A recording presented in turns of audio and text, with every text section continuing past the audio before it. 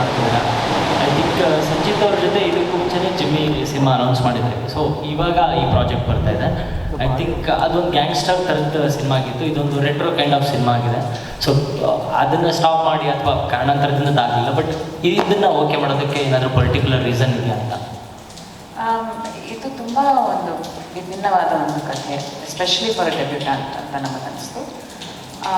ಅದರಲ್ಲಿ ಒಳ್ಳೆ ಸ್ಕೋಪ್ ಇತ್ತು ಸಂಚಿತಿಗೆ ತುಂಬ ಸೂಟ್ ಆಗುವಂಥ ಒಂದು ಕ್ಯಾರೆಕ್ಟರ್.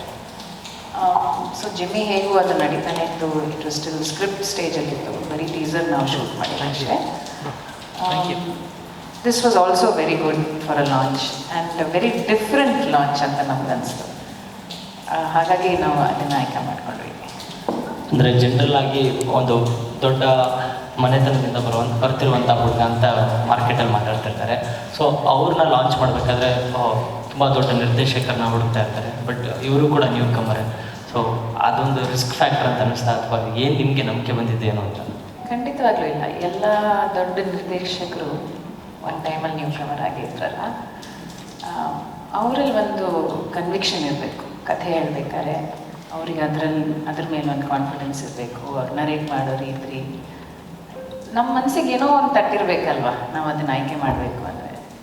ಸೊ ಹೋಗಿ ಮುಂದೆ ಅವರು ತುಂಬ ದೊಡ್ಡ ನಿರ್ದೇಶಕರಾಗ್ಬೋದು.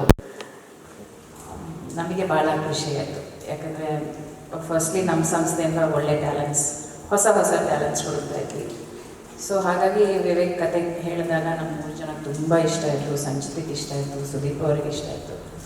ಫಸ್ಟ್ ಟೈಮ್ ಕೇಳಿದಾಗಲೇ ಎಲ್ಲರಿಗೂ ಏನೋ ಸಮಥಿಂಗ್ ನೈಸ್, ಡಿಫ್ರೆಂಟ್, ತುಂಬ ವಿಭಿನ್ನತೆ ಇದೆ ಅಂತ ಅನಿಸಿದ್ದಕ್ಕೆ we are very happily welcoming Vivek to our team. Karthik sir, sir fun ಅದಕ್ಕೆ ಸುದೀಪ್ ಸರ್ನ ಪ್ರೊಡ್ಯೂಸರ್ ಹ್ಯಾಂಡಲ್ ಮಾಡೋದು ಭಾಳ ಕಷ್ಟ ಅಪ್ಪ ಅಂತ ಮಾತಾಡ್ತಿರ್ತಾರೆ. ಆದರೆ ಜೂನಿಯರ್ ಕಿಚ್ಚನ್ನ ಹ್ಯಾಂಡಲ್ ಮಾಡೋಕ್ಕೆ 3 ಜನ ಪ್ರೊಡ್ಯೂಸರ್ ಬಂದರು ಅಂತ ಮಾತು ಬರ್ತಾ ಇದೆ. ಇವಾಗ ಏನಂತ ನಾನು ಇಲ್ಲ, ಸುದೀಪ್ ಸರ್ನ I don't think very easy to work with. ಅಂದರೆ ನಾನು ಒಂದು ಸಿನಿಮಾ ಮಾಡಿದ್ದೆ ಇರ್ಬೋದು, 3 ಸಿನಿಮಾ ಡಿಸ್ಟ್ರಿಬ್ಯೂಟ್ ಮಾಡಿದ್ದೀನಿ ಸರ್. ಅದು ಆಮೇಲೆ ಆ ಟೈಮಲ್ಲಿ ಫುಲ್ಲು ಅವಾಗ್ಲೂ ಅವ್ರ ಜೊತೆ ಕಮ್ಯುನಿಕೇಷನಲ್ಲೇ ಇತ್ತು, ಕೋಆರ್ಡಿನೇಷನ್ ಇತ್ತು. ಐ ಥಿಂಕ್ ಏನು ಅವರು ಆಮೇಲೆ ಸಂಚಿಗೆ ಬಂದಾಗೂ ಅಷ್ಟೇ, I don't think it is ಏನು 3 ಜನ ಅವ್ರನ್ನ ಕಂಟ್ರೋಲ್ ಮಾಡಬೇಕು ಅಥವಾ ಅವ್ರನ್ನ ಇದು ಮಾಡಬೇಕು ಅನ್ನೋದಲ್ಲ. 2 ಪ್ರೊಡಕ್ಷನ್ ಸಂಸ್ಥೆ ಒಂದಾಯಿತು ಅಷ್ಟೇ. ಸೊ ಸಂಚಿತ್ನ ಕಂಟ್ರೋಲ್ ಮಾಡೋಕ್ಕೆ 3 ಜನ ಬೇಕಿತ್ತು ಅನ್ನೋ ಥರದಲ್ಲ. ಅವ್ರ ಮನೆ ಪ್ರೊಡಕ್ಷನ್. ಸೊ ಮೇಡಮೇ ಮಾಡೋದು. KRG ಯಾವಾಗಲೂ ನಂದು ಯೋಗಿದ್ದು ಇಬ್ಬರದು ಜೊತೆಗೆ ಫಸ್ಟಿಂದನೂ ಮಾಡ್ಕೊಂಬಂದಿರೋದು ಅಷ್ಟೇ. ಮೇಡಮ್, ಪಾರ್ವತಮ್ಮ ಅವರು ಒಂದು ಇಂಟರ್ವ್ಯೂಲ್ಲಿ ಹೇಳ್ತಾರೆ, ನಾವು ರಾಜ್ಕುಮಾರ್ ಸರ್ ಬಗ್ಗೆ ಏನಾದ್ರು ಗುರು ಅನ್ಬೇಕು ಅಂದರೆ, ಅವ್ರಿಗೆ ಬೈಬೇಕು ಅಂದರೆ ತುಂಬ ಯೋಚನೆ ಮಾಡ್ತಿದ್ವಿ, ಯಾಕಂದರೆ ಫ್ಯಾನ್ಸ್ಗಳು ನೆನಪಾಗ್ತಿದ್ರು ಅಂತ. ಇಷ್ಟು ದಿನ ಕಿಚ್ಚ ಸರ್ಗಳನ್ನ ನೋಡ್ಕೊಂಡ್ಬಂದಿದ್ರಿ, ಇವಾಗ 2 ಸ್ಟಾರ್ಸ್ಗಳನ್ನ ಎತ್ಕೊಂಡಂಗೆ ಆಗುತ್ತೆ ಅಂದರೆ 2 ಹೀರೋಗಳು ಎಲ್ಲಿದ್ದಂಗೆ. ಇವಾಗ ಎಷ್ಟು ಭಯ ಇದೆ ಮೇಡಮ್, ಯಾಕೆಂದರೆ 2 ಫ್ಯಾನ್ಸ್ಗಳು ಇರ್ತಾರೆ, ಏನಾದ್ರು ಬೈಬೇಕು ಅಂದರೆ?